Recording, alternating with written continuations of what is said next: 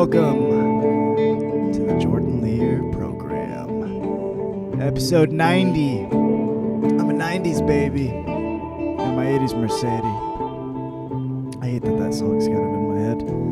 Welcome to the Jordan Leer program. Hey, lots been happening in my world. I'm doing it. This isn't the beginning of the podcast. I'm gonna lay it down and restart it.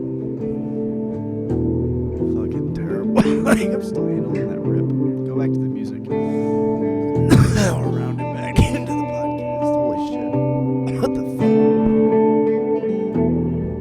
Everybody take 5. Listen to the music.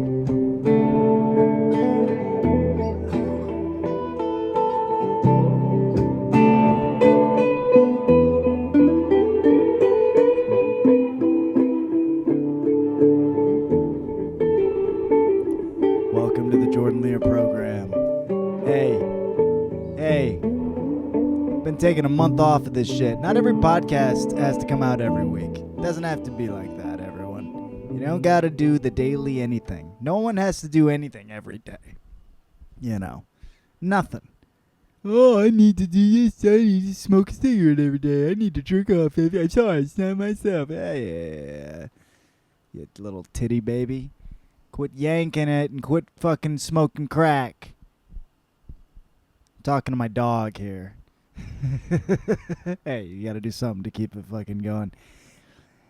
I've been doing my thing. I've been keeping up with the program, you know? The Jordan Leer program. I've been roofing. I've been acting. I haven't done any stand-up since my last podcast, actually. I've been playing music. I got the old electric guitar back. That adds a lot to my life. It's nice. Here in New York, I just had an acoustic guitar that I bought from Guitar Center. So got the electric back with this badass motherfucking Marshall amp. That's what my last podcast I was ripping and roaring. You don't need to do stuff every day. You know, it'd be cool to put things out weekly. Let's have a weekly TV show. But what about the cool director that puts out a movie every 5 fucking years and it's badass and it's an event to see Quentin Tarantino's... You know, whatever. Less is more sometimes. I've been up to a lot of shit. I've been roofing. I've been acting. Been auditioning like a madman, getting that fucking chasing the role. I think I'm going to get one too. And I've been upstate, been exploring nature. You know, there's a ton of nature in New York. You wouldn't fucking... I've been there, you know? You can go to a cliff where people fucking... The longest waterfall in New York next to Niagara Falls, which is up for debate. The locals there were ready to fucking... Went up to Catterskill Falls, checked out some waterfalls. Also, I returned to the movie theaters. I went and saw a movie at the theater. I'll get to that later. And also, I went and saw a Broadway play. And if that doesn't make you feel snooty magooty, I don't know what does. I am a man who loves the theater. I'm a man who should shut off my air conditioning when I start this podcast. You know what? I don't mind it. I bet it can't even come through on this feed, and I want to be comfortable. You want me sweaty spaghetti going off on conspiracy theories and fucking aliens and how the world is a set and we've got fucking our worship particles turned on and off inside of our brains and 1 times 1 equals Joe Rogan's podcast. I don't fucking... What do you want me to do? I'm keeping the AC on. Keeping it cool. Okay? It's going to be a regular podcast that comes out once a month that you can fall asleep to. This isn't some shit that's going to make you rethink math, Terrence Howard. Anywho, I went to the theater. I went and saw a Broadway play. I saw Uncle Vanya.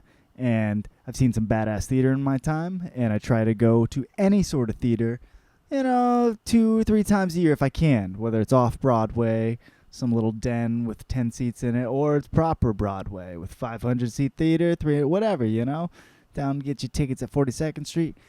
And I told my girlfriend, because I took her to off-Broadway technically. We saw Eddie Izzard do Hamlet as a one-man show. It's fucking crazy. I had a podcast about that a couple of months ago. Was it last month? Anyways, I was like, I want to take you to a Broadway proper, which in Broadway terms just means that the seating has above 500 seats, I think. Is it 300? It's a number. It's either 3 or 500, and off-Broadway is less than that. So, there's a lot of good shit on Off-Broadway. I've done, like, off-Broadway, where it's like you're performing in a bar. I've done it at that level. I've done whatever. This ain't about me. I told her I want to go to one, but I only want to go to one if I'm excited for the play, for the subject matter, the author, or the actor, the cast, So, boom, I take her down to Lincoln Center because I just love Lincoln Center down in New York City. It's good, free, walkable art all around. You can go inside the library, look at plays or whatever, books, everything there. It's fucking massive. And it's right across from a badass movie theater. Anyways, we see the poster for a play called Uncle Vanya. Okay? And we see it starring Steve Carell. And she's like, holy shit, Steve Carell's doing a play. And I'm like, oh, God, I didn't know if he's done Broadway before. What the fuck? What is this? She's like, Uncle Vanya, what's that? And I'm like, that's motherfucking Chekhov, man. It's like in terms of old writers, basically, who Chekhov is, like, think about there's Shakespeare. And, for the nerds out there, there's a ton of other playwrights of the old time. But there's basically fucking Shakespeare from the 1600s on, right? Or before then, I forget when he fucking lived. I'm off in my hundreds. Sorry. I don't know if it's the 1300s. But after him, in playwriting terms, the notable people before you get to, like, Arthur Miller and all that and Tennessee Williams is, like, Chekhov in the late 1800s, this Russian guy. And he had these, like, 4 really badass plays. The Seagull, Uncle Vanya, Three Sisters, and The Orchard. Are those the main ones? Anyways, he wrote this, and it's in Russian. It's translated over. It's very wooden. It's very old-timey, and whatever. It's just classic. They teach this in all the theater classes, the Chekhov plays. And me, I've read that. I've sat down and I've read them because, in my little self-fucking journey study on the plays and shit, I didn't go to a formal acting school at university. I didn't go to Juilliard, I found Meisner later in life, a conservatory with Bill Alderson. But I didn't get the formal, like, theater major shit, so I gave it to myself, past, 5, I don't know, hardcore the past 3 years with being in New York, because that's allowed me access. But I sit down, I've read the Chekhov, I read the Shakespeare. It's on my bucket list to, like, see the plays of all these playwrights, Like, I saw Death of a Salesman by Arthur Miller. Cool. Now I got to see The Crucible. I saw Tennessee Williams' Cat on a Hot Tin Roof. Now, like, give me the Orpheum. Give me, who the other shit? Well, Streetcar Named Desire. Yeah, I've never seen Streetcar Named Desire on Broadway. When they gonna do that? That'd be anyways. It's a long-ass story to the fucking punch, I'll tell you that. I'm like, let's go, because it's also starring Steve Carell. And it turns out it's his fucking Broadway debut. Steve Carell, who we all know is just, obviously he's Michael from The Office, but he's just an incredible force of an actor who honestly didn't get recognition till later in life. He had, like, the Dana Carvey show when he was in his, like, 30s, it seemed like, but didn't hit it off with The Office and Anchorman and 40-Year-Old Virgin, all that shit, till way later, after he kind of, from what I've read, he sort of pushed away show business a little bit on the, the thoughts of that, and was just staying consistent with performing in Chicago and teaching. Anyways, he's turned out to be, like, one of the greatest actors in the world. He takes some serious roles with, what was that weird wrestling movie he did? Oh, Foxcatcher. That was fucking dope, man. He's in that with the fucking weird nose playing the weird dude. Anyway, Steve Carell's in this. And so we're like, amazing. It would just be so crazy to see him live. Like, everyone falls asleep to The Office. You know what I mean? Let's go see this shit. So I take my lady down. We buy tickets to the play. Turns out Alfred frickin' Molina is in it. Doc Ock, if you don't know. If you don't know, now you know. Alfred Molina is in it. Well, I also love him from Maverick. That's a great fucking Mel Gibson movie. So we gotta go. And I hit her with the, hey, these are historical pieces. Whether it might be boring, there's a good chance some of it's boring, but like, let's go. And she's like, you don't gotta explain nothing to me. I'm so in. So we go, and it's like, it's just the whole play is amazing. All the actors, for the most part, are just incredible, and it's really interesting hearing the Chekhov dialogue. It's translated to English, and they've done their own sort of twist on that because they've added a lot of fucks in there to make it kind of cool. And fucking, Steve Carell is an emotional like masterpiece up there, because these Chekhov plays, they're old timey. So your first thought is like, this shit's boring as fuck. However, a lot of people believe that they were written as comedies, actually, very satirical comedies, and it's just very surprising. It's like it's the late 1800s, but these characters, this dialogue this guy wrote, are like, it's so good, and it seems like the times. It seems like people being like, oh God, what do I do with my life? What is the meaning of life? And you're like, really? You felt it back then? And fucking, Steve Carell just goes off and destroys on this stage in so many good ways, like really making you feel sad for his character at times, and him just lighting it up with anger, and it also being so fucking funny. And I don't know, it's just, as a person who is an actor and is also a huge fan of entertainment, I'm continuously inspired by it. I also pick it apart all the time, because sometimes a lot of the shit they give us is so bad, and I'm so bitter that I'm not in every single movie and every TV show, that I start wondering who's good or who's not. And let me tell you, Steve Carell, that mother frontin' guy, is an actor. Okay. I mean, just the fact that he took the role on Broadway, the commitment to this many performances, and the subject matter, and like, dude, it's live. He wasn't no fucking AI Steve Carell robot out there. The motherfucker had to stand up and either make me laugh or not. And he did. And crushes it, dude. Steve Carell crushes it. And, me and my girlfriend, we walk out of there, and we're like, that was fucking crazy. Like, on so many levels, because it was good. It was actually entertaining. But more than that, like, it was historical. And you got Steve Carell in the flesh. We can say we saw in New York City, perform this. And I don't know. And the play itself just informed us of, like, thought process, the 1800s and what these people were. Or just art. It's just interesting. I'm still wrapping my head around it. I'm sure I will for years to come, as I continue to do shit that should be boring but turns out to be badass, Anyways. And get to the fucking cool part.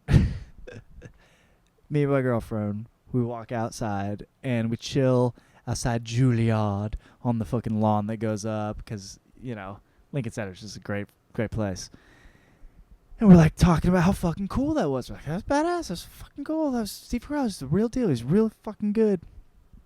And I'm like, hey, let's bounce. I'm like thinking about how hungry I am. I'm thinking about the long ass train ride home. It's Saturday. It was a Sunday. Yeah, she was busy though. She's like, okay.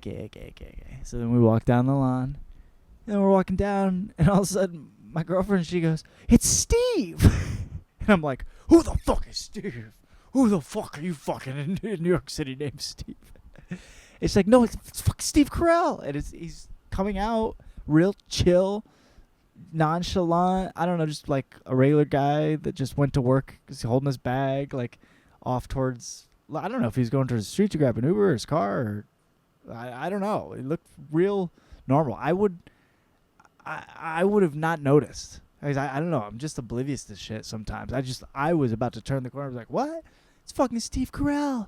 And dude, my girl's jonesing because, I don't know, she's a human in America. We just all love Steve Carell. There's no one that fucking doesn't even think that. There's no one that thinks that guy is bad at his job. I've never heard someone really say that they don't think he's funny. I really haven't heard that.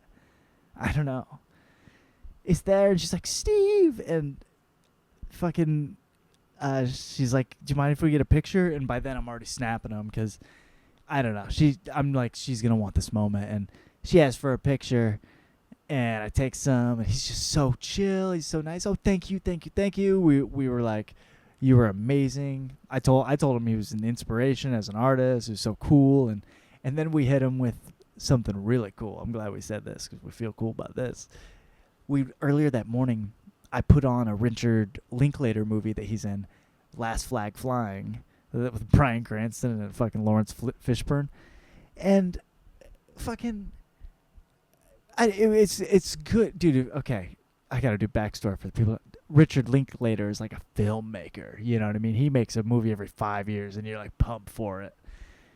He's in this movie, and we decided to watch it on theme, and we're like, we just watched Last Flag Flying, and dude, it's a movie no one has ever heard of, hardly. You know, most Richard Linklater film fans haven't watched this movie.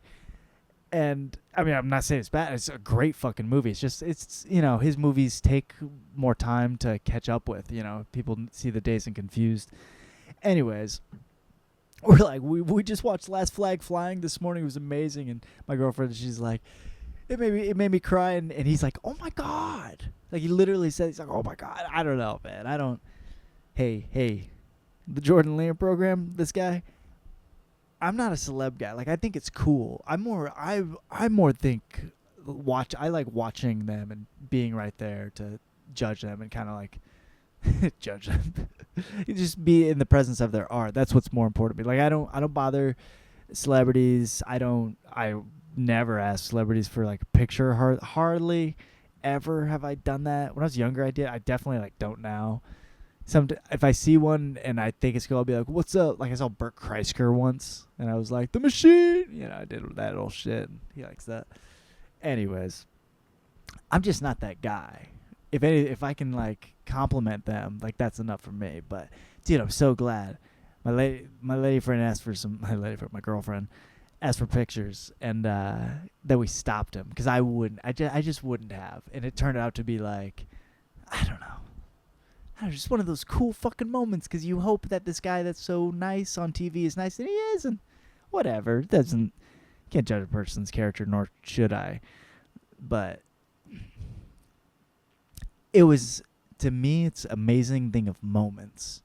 You know, how you're like, oh, I wouldn't change anything to let that happen, and it was really special, because fuck, I like being a tourist, like a fan sometimes, and I don't know. It's cool. It made me feel cool connection to the art, that the art was real.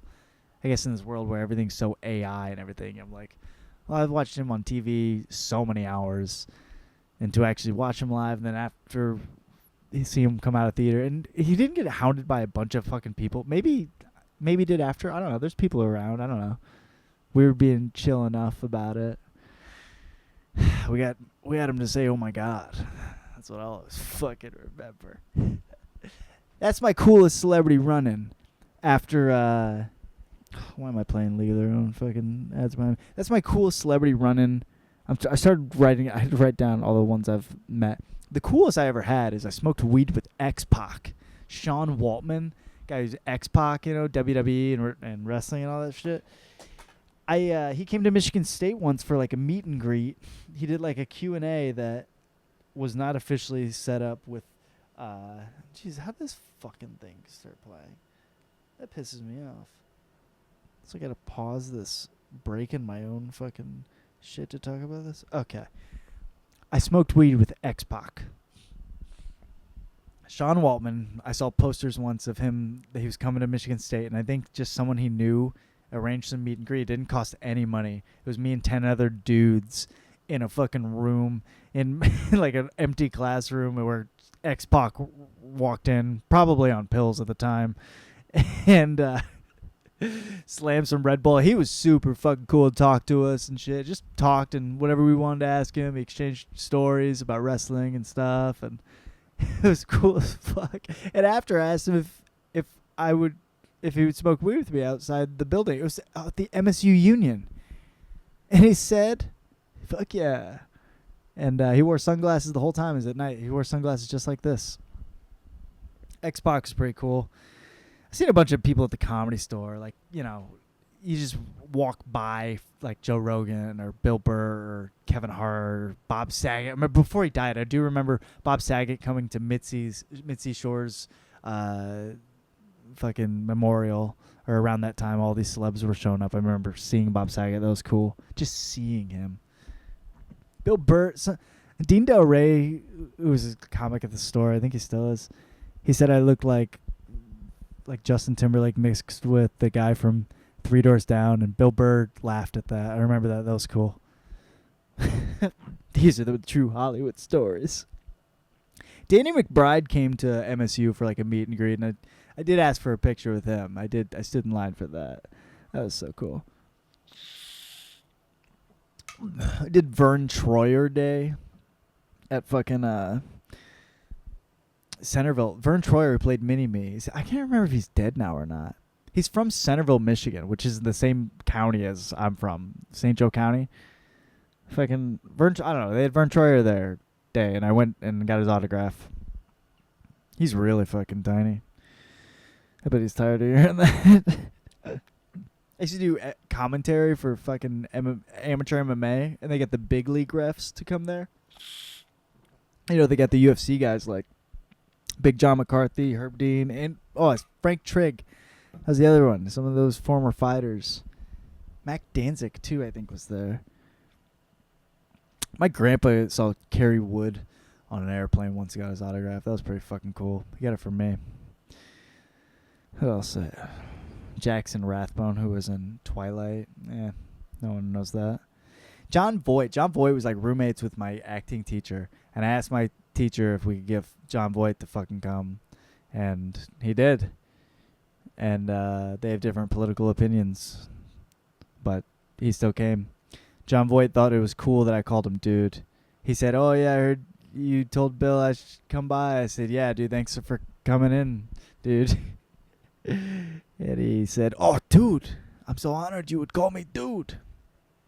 Who else? I saw Josh Barnett, former UFC heavyweight champion. I saw him on the streets of L.A. walking with a girl. And I just passed. I go, "The War Master," because that's his nickname.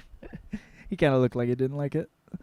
And I did a documentary on Le'Veon Bell with Kirk Cousins was in it from when I went to Michigan State. Because Greg Jones, Super Bowl champion for the New York Giants, was my lab partner with Becca May and was Dion. I forget Dion's last name. Kyle Colton's in our group. I don't know. We put out some good shit.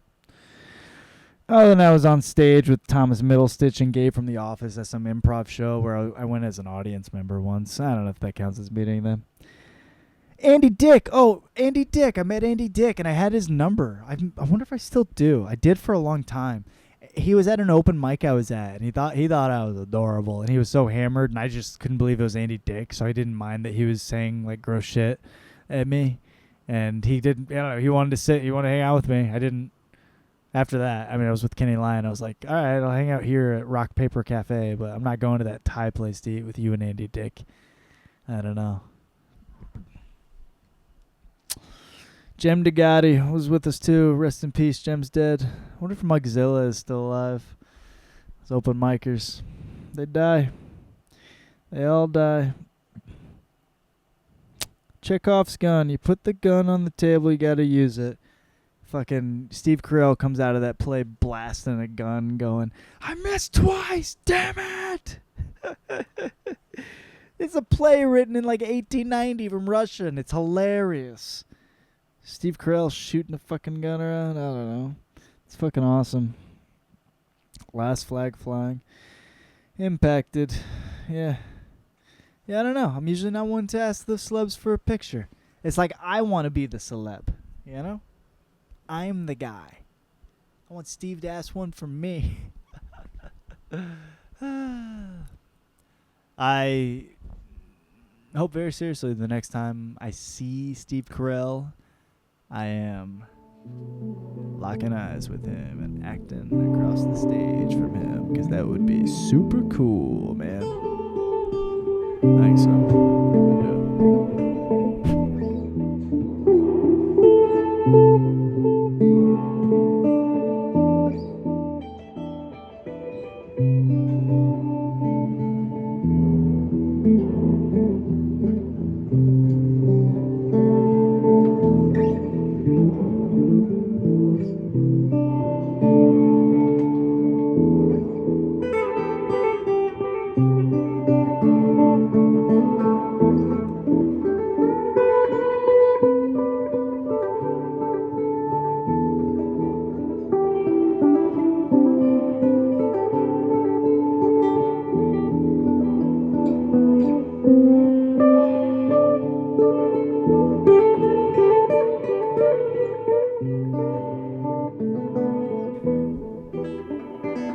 Welcome back to the Jordan Leer program, sponsored by, I don't know if this is the second or third podcast row, but it is sponsored by my boss, who shall remain nameless because he wants to be the Batman of this podcast, if you will. He bought me this shirt.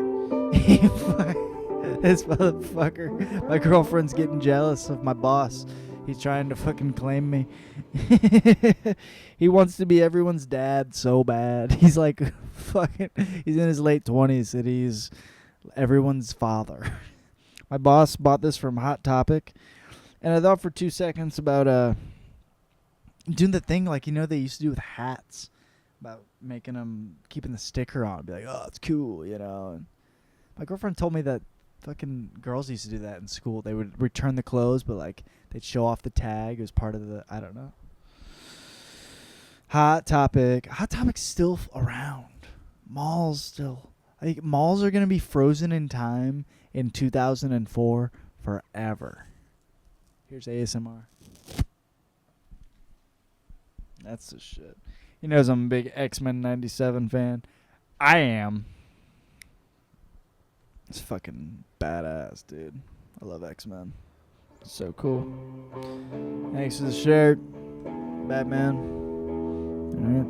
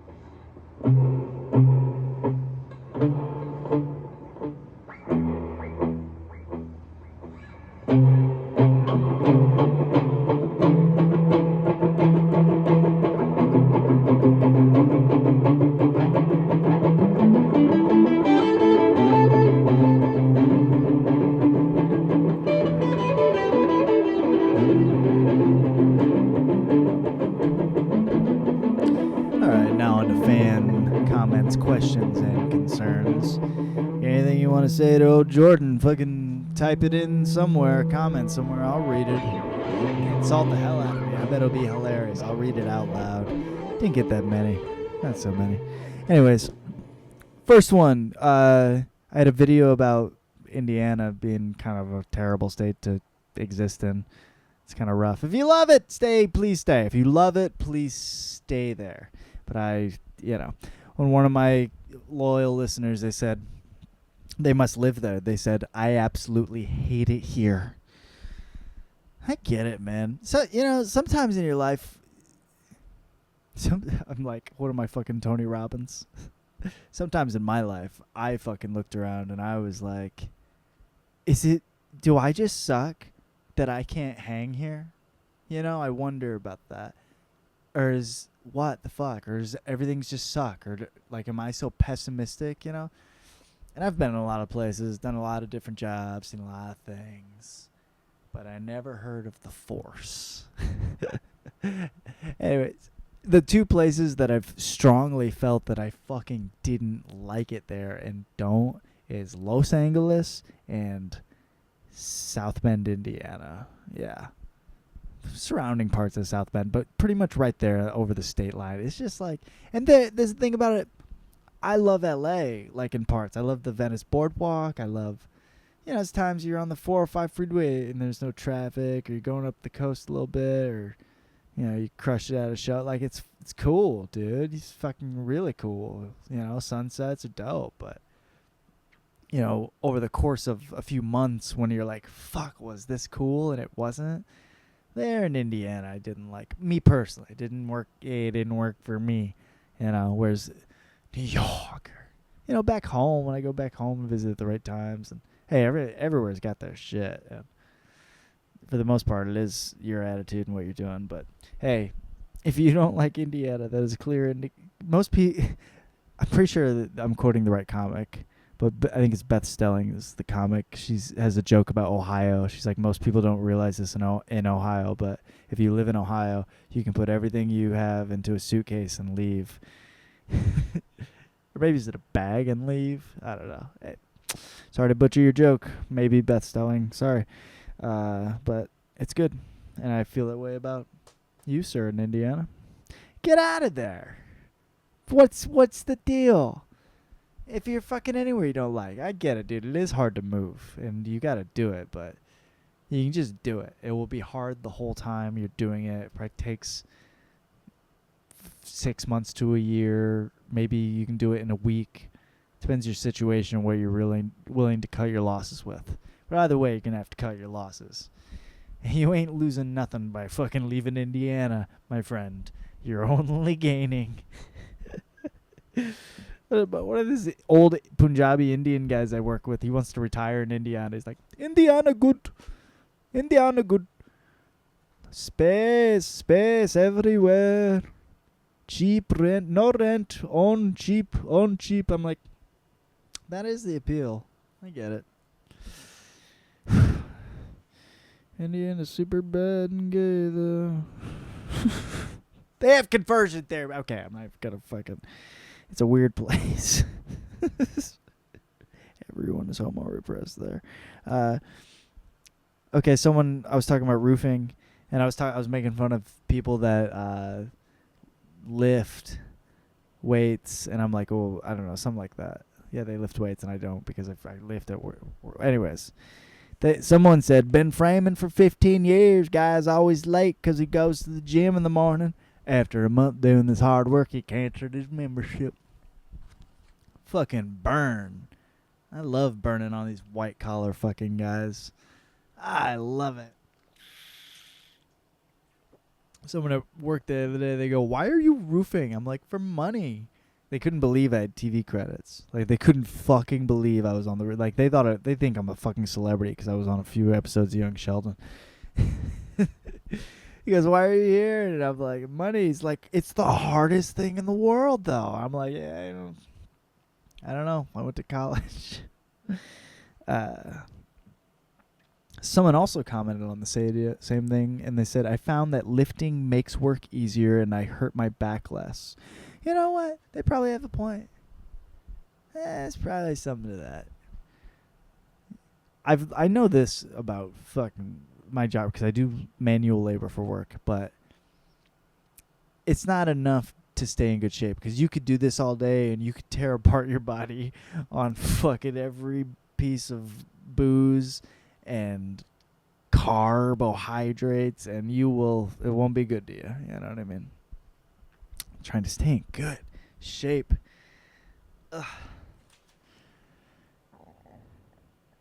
All right, and last, this comments came from my boss. Actually, he didn't like that I did a book report episode. He was like, "That's stupid. I don't fucking read. Not for me." He commented gay and lay off Dorian. Yeah. I freaked out on my boss like one time. I didn't freak out, but I said, "Hey, calm the fuck down. You're pissing me off," which you're not really, in most people's line of work, you're not allowed to say calm the fuck down to your boss. But maybe I wasn't allowed to, but I said it. And he makes fun of me for it all the time now. He goes, "Oh, Jordan can't take it.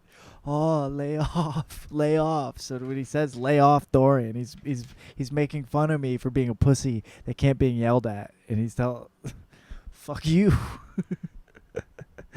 lay off." Yeah, I can't imagine. Can you imagine someone in an office doing that? Because, dude, people at offices, I've worked in offices and lawyers and stuff, and like, they're the biggest pricks and they're the first to yell. And I kind of can't stand it because I know how big of pussies they are. I'm like, dude, maybe you're yelling and you like know how to do some shit with your hands, but like, don't. Ugh. It's like anyone in Indiana who thinks they're cool with money. It's like, okay, well, you're still a big pussy. But in construction, it's different. Like, people tell each other to shut the fuck up. And it's like, okay, well, all right, motherfucker. I don't know. It's a healthier work environment than the office, I'll tell you that. It is way healthier and nicer. Everyone on my job site fucking says hello and good morning and how you doing. And we say, what the fuck, you fucking idiot. What the fuck is wrong with you? 10 minutes later, but you get it all. You know? It's good stuff.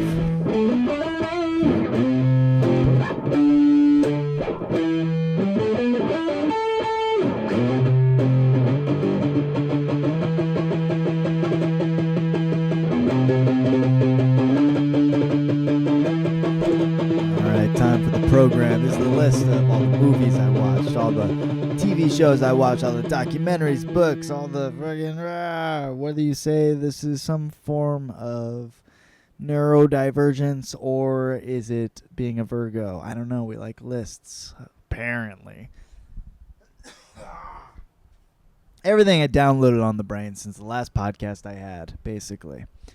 I have returned to the movie theater. I'm back.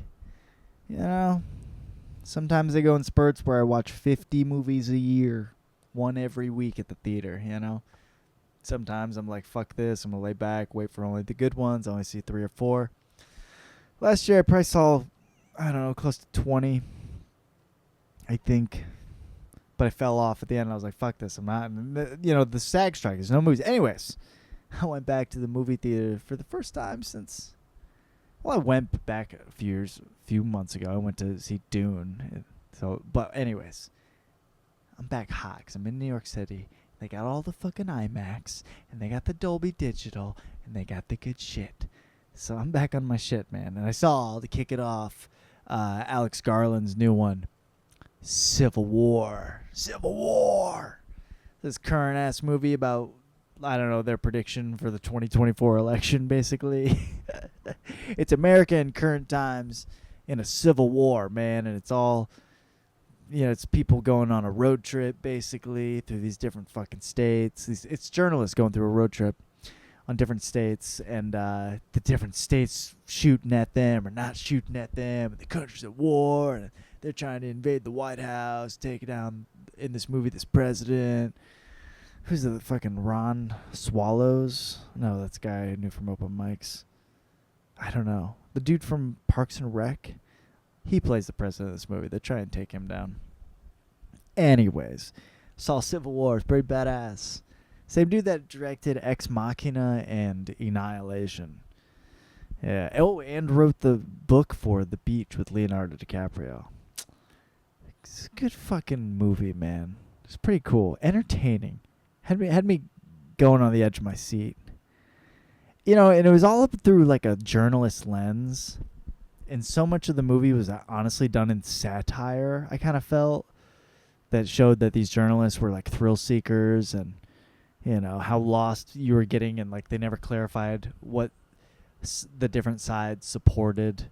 You know, it wasn't straightforward like, oh, these people are pro-human rights or LGBT or not or blah blah blah. It didn't say anything. It was more ambiguously said. You know, it wasn't like we like fucking cigarettes in our states and we don't. Civil War. It's more caught up than that. I don't know. It's a good fucking movie. Also in theaters, I went and saw an old ass movie. Went down the Museum of Moving Image, where your boy's got some perks for being in that old SAG union. You want to fucking pay way too much money to join a union that does very little for you. You get some free screenings out of it in New York City if you find the right places. They're showing this fucking old Sam Shepard movie, the fucking the right stuff, about the first astronauts that got chosen to be, the first test pilots that basically broke the sound barrier, and stars fucking Sam Shepard and all these guys. And they showed an old ass 35 millimeter print at the Museum of Moving Image over in Astoria. Whew. Sit down and watch some old shit, some sick desert shots and plane. And this movie, I could see why it's iconic. It's very fun to watch, especially in the plane scenes. How just epic you felt, especially the time period, the technology they're using. It's pretty cool. Enjoyed my return to the theater. Then what I'd fucking do? You know what? I'm looking. I watched Mother's Day movies, beginning with Mother's Day, which is a terrible movie, not good movie. I watched Mother's Day. Then I watched Fried Green Tomatoes, which I've seen Fried Green Tomatoes a ton of times. I had the VHS growing up as a kid. It's amazing. Chris O'Donnell loses his foot on the railroad. That's what taught me to fucking not take that Robin role in Batman and Robin. I would so take that. God, please give me that. I would love that. Fried Green Tomatoes, and they cook that dude in the soup. Ugh. Gross. Gross. Oh, man. Epic fucking movie about domestic abuse, really. Ultimately. Mostly about that. Mother's Day. I'm like, what's mothery? I watched Aaron Brockovich.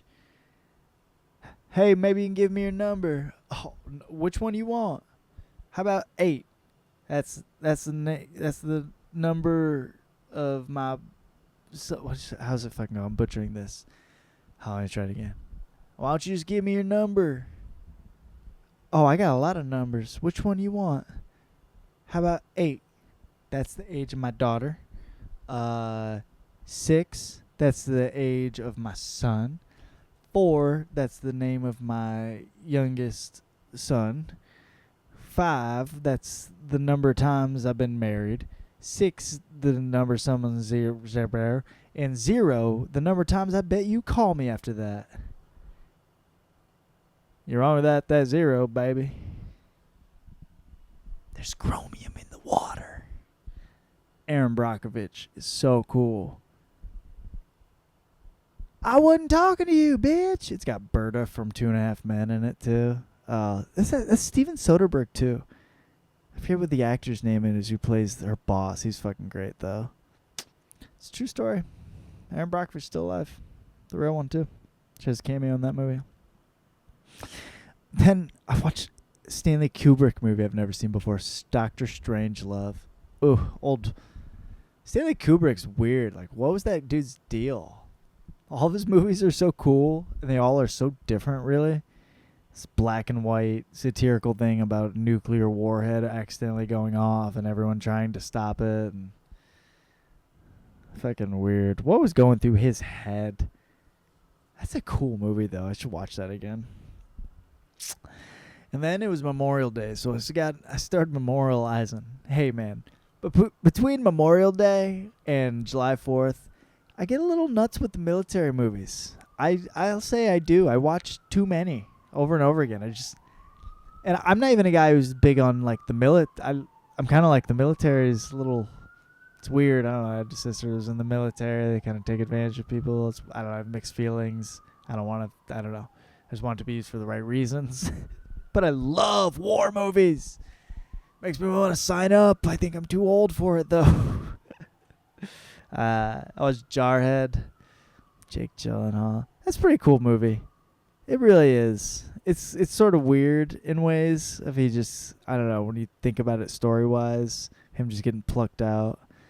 But, okay, I do love Jarhead because it is a good message of the soldier trained to kill that doesn't get the chance to kill, that goes crazy over that.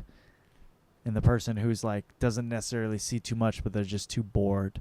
And there's something about that, you know. It could happen. And then I kept it rolling. I watched Black Hawk Down. Yeah. Ridley Scott. Fucking Eric Bana just being like, shit. Who's hungry? Shit. They should have put that character on young Sheldon, you know what I mean? They asked me what happened here. I won't have something to say. Eric Bana. I love the acting. I'm not knocking on it. I'm just saying it is distinct in Black Hawk Down. Ridley Scott really tries to make it as sad as can be. Sam Shepard in that too. Sam Shepard cleaning up the blood with his hands at the end. Fucking, I kill his skinny ass myself. I love Black Hawk Down. Then I got in a summer mood. I'm like, it's summertime, man. Me and my lady were kicking back. I'm like, it's fucking summertime too. Let's mix it up. I don't want to overload it with just only war movies. So I'm like, let's go summery. Watch a Goofy movie. No more algebra tests till September. Goofy movie is so good. I think they came out in '93. Oh man, Pauly Shore in that. Leaning Tower of Cheese. Them going on that ride together, and honestly, Goofy and Max learned so much about each other because Max didn't want to go on that trip, but he ended up, getting out, and even when he changed the map, he started having a blast.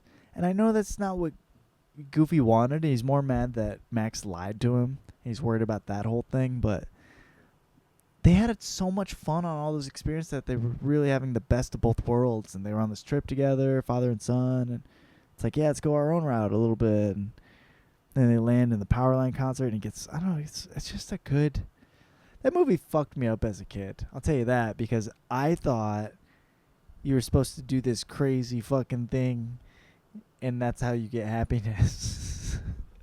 Trying to impress the girl with the speaker and flying around. I was like, that rope thing looks so dangerous when he's trying to put the concert on in front of her. And, that whole ending at the Grand Canyon, the perfect cast, fucking shit, back and forth, 2 o'clock, 3 o'clock. I would, people die in the Grand Canyon every year.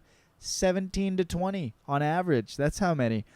Over half of those are from dehydration. So pack your fucking water and don't go out if it's too hot. Don't even for a second think about a cool time of year to hike that place. And a lot of drownings happen because people think it's cool to dip their toe in the water. It's calm. Before they know it, they're flying off of a waterfall. It's scary if you don't have a life vest. And I don't know what the exact number is because it changes year to year. But, like seven or so people die falling. So, easy Goofy movie in your dreams. I don't watch Grease. You're the one I want. You are the one. Grease. Summer lovin'. My girlfriend's way more... She's a book girl. She likes reading for leisure. She's off reading right now while I'm recording this. She's like, yeah, we go fucking read. I kind of make her watch things, and she likes them, but But we're watching Grease. Summer lovin', beauty school dropout. And she knows every fucking song. And granted, I do too, but she tells me, she's like, I don't watch many movies, and I'm like, so Grease line by line. Every note, you're epically singing it, getting it. I'm like, oh, so Grease is your favorite movie? She's like, it's not my favorite movie. And I'm like, dude, if you act that way when you see a movie, then yeah, it's your favorite movie. I love Grease. All right. Watch Dennis the Menace. Christopher Lloyd's in that, playing the fucking bum that's slicing off the apple with his knife. The fucking beans and farting and shit. Oh, Mr. Wilson. Who's that fucking actor who plays him? He's a good actor. That is a good movie. That is Orchid trying to come out at the end and Dennis fucking it up. And Walter Mathis? Is that his name? He's a good actor. Dennis the Menace. Also watch Full Metal Jacket. Another Kubrick one. I've seen Full Metal Jacket a lot. I used to download the audio from the drill sergeant and on Napster. I used to download that and just recite it. That was the beginning of my acting training, probably, when I was 13. Then we watched Last Flag Flying, which I said, fucking Linklater movie. Anytime there's a director you love and there's a movie you haven't seen of theirs, tune it up if you can. And I'm glad I did, especially on the day I get to meet fucking Steve Carell, dude. Holy shit. Then I watched Apocalypse Now. I've seen Apocalypse Now so many times. I should honestly stop and I should watch a print on a screen. You know what I mean? I should go to a theater next time I watch it. That's gonna be my new rule. I'll quit rewatching so many fucking movies in my room. I'm gonna watch them on a screen. Get to find out who the fuck you are at some factory in Ohio. Then A Few Good Men, starring my dad, Tom Cruise. Did you order the code red? You're goddamn right I did. I want the truth. You can't handle the truth. Then I watched Zero Dark 30. That movie kind of sucks. I don't know. I like the end because, they're taking down Bin Laden. It's like, fuck yeah. Is this him? Did this really happen? They make a movie about it to make us think it was real. Chris Pratt's in it. I don't know. Then Jurassic Park. I just get in a Jurassic Park mood during summer. I just do. When I start seeing the green come out, I don't know. Makes me want to fucking, I don't know, make some dinosaurs. Dig through some amber. Get a mosquito. Extract its DNA. Add a little bit of frog DNA to fill up the missing sequence. And then manipulate it so you take the feathers out and give them scales, even though they show that dinosaurs probably had feathers. That's what I would do. Then I watch Happy Gilmore. Another great summer movie. Happy Gilmore's just fucking put it on, That bit where he's trying to get his girlfriend back and she leaves and he's singing and then that old Asian lady comes upstairs and he ends up banging her and then she's like wearing his hockey jersey the next day. I mean, if that's not cinema. Sticking on the summer vibe, I watched Fern Gully and I watched Jumanji. Fern Gully, it's very Pocahontas-esque. Who else is it like? Is it kind of like Aladdin? What was I thinking it was like? I don't know if it fucking matters. Fern Gully fucks, man. Fern Gully is so good, and when it ended, it said like directed by Bill Croyer, and I was like, he never directed again. Just making a joke of how Hollywood chews you up and spits you out, even though he made like a masterpiece. And yeah, it turned out he never directed a fucking movie again. What the fuck? What? I don't get why Hollywood does that with, I don't know, waste my breath. They really don't fucking respect directors at all in Hollywood. You gotta look out. Like, oh, you want to be a director? Cool. Well, get the fuck out of here after that. And Jumanji. Robin Williams. Dude, Jumanji is a scary movie. I love it. But that is not against me. That is a fucking terrifying fucking movie. Am I right? That is, I don't know. It's really cool. It all comes together at the end pretty much. He gets a return. The kid's kind of being a bitch. His dad's trying his best. He's got a fancy-ass shoe factory. The kid's probably privileged up his fucking asshole. Sorry, maybe he needed all that board game shit to snap it into gear. Maybe I need this. I don't know. All right, that was it for movies I watched. For television, I finished X-Men 97, and I'm a happy boy. I don't mind whatever the Illuminati wants to do with me or the rest of the world to put out content like this from 20 years ago that's current. It's amazing.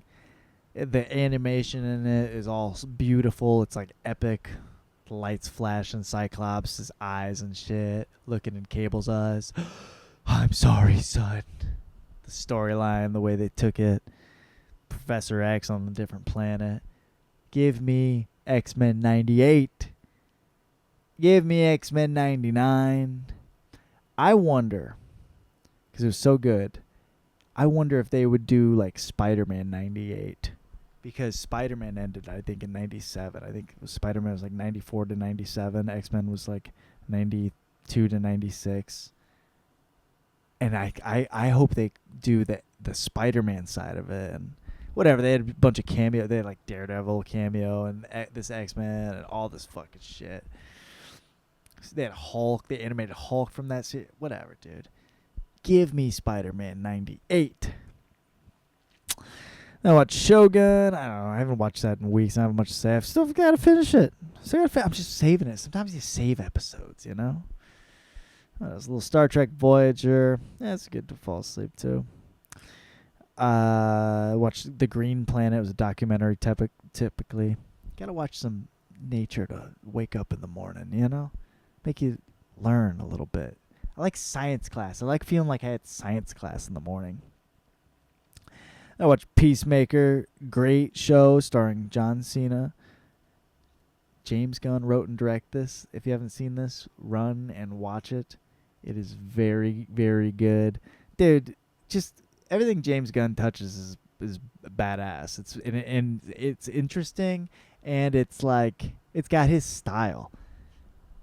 It's interesting seeing him do Guardians of the Galaxy and do DC stuff, and it all still has similarities to like Slither. And what was his other one? Was it Super? I need to watch that. I need to give it a proper watch, actually. Slither's fucking weird, man. It's cool. Anyways, Peacemaker's awesome. I was falling asleep to Mortal Kombat Conquest. Oh, dude, you know, they got a little bit of fucking late 90s Mortal Kombat show you can dig up if you're looking for it. I've been watching Barry. I always fall, dude. That's a comfort show. Like Barry, I've seen a handful of times watching all the episodes. It's just a good time. Nothing captures LA like that show. I'll tell you that. The culture. All right, and documentary. Oh my God, I watched Space Shuttle Columbia, the final flight. They knew that fucking Columbia flight in 2002 was gonna fucking be a disaster long before it happened. Holy shit.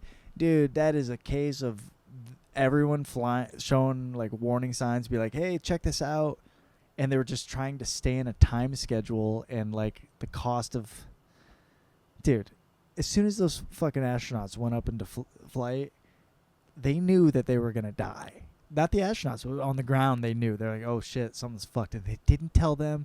They didn't attempt any rescue mission. Dude, you know how cool Apollo 13 was? Supposedly, you know? I mean, if that shit's real or any of that, or I don't know. But they should have tried in 2002. They should, and if they're not going to try, they should have made up a fake story as if 2002 was fucking saved. I'm going to make a movie about them fucking just... Yeah, that's what I'm going to do. Make a fake movie about them saving that one. That's what happens in my universe. Tarantino kills Hitler. I save the astronauts on Space Shuttle Columbia. It was Space Shuttle Columbia. I think it was doomed. Then also on documentary, I've seen it before, but I had to show my girlfriend. I had to watch the greatest documentary of all time, Grizzly Man. Holy hell! I don't know what to say about Grizzly Man without quoting the whole fucking thing. You know, being like, "This is our poop. This is our poop from our butt."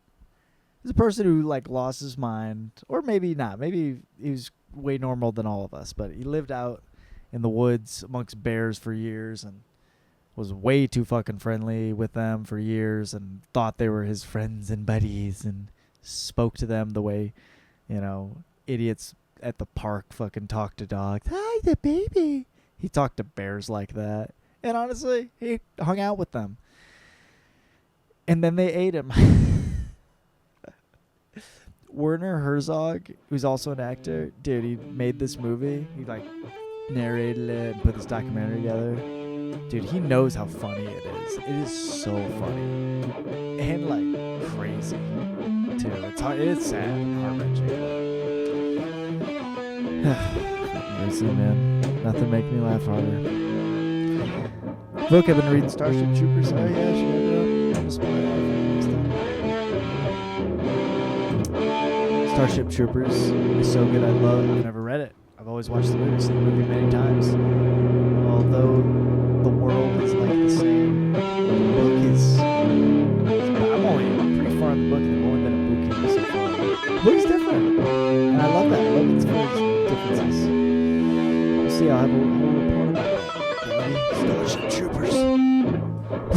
We're going to war. And play. I watch Uncle Vanya's life changing. All right. That's about all I can say. Thank you for doing the program. Loyal listeners, followers.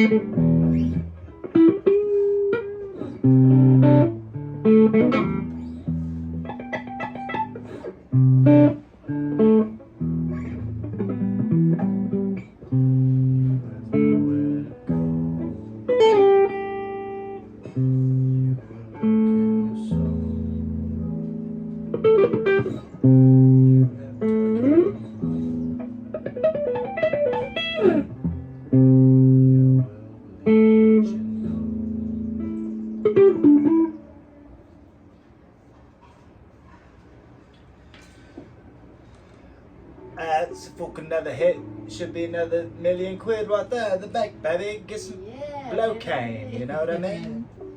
Don't even test it this time. We got that much money, baby. I could afford it, y'all.